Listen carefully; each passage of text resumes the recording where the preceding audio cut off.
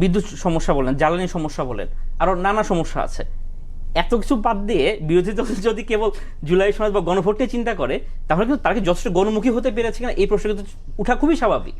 সংবিধান সংশোধনটা যে বা এই সংস্কারগুলো যে কত প্রয়োজন এটা আমরা বাংলাদেশের হিস্ট্রি দেখলে বুঝবো।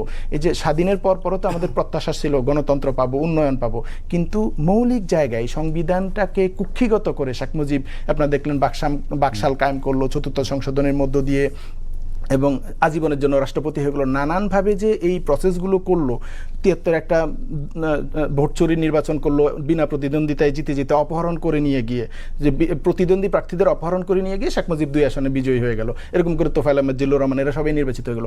এই রাজনৈতিক প্রসেসের কারণে আমরা কিন্তু ৭৪-এ দুর্ভিক্ষ দেখলাম। সো শুধু জনগণ ভাত খাইতে চায়, এটাই জনগণের সমস্যা, এটা নিয়ে কথা বলা দরকার, ওগুলো অত গুরুত্বপূর্ণ জিনিস না।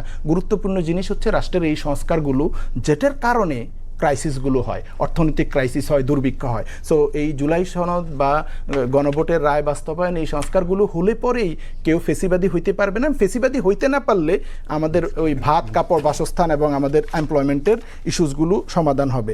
যেটা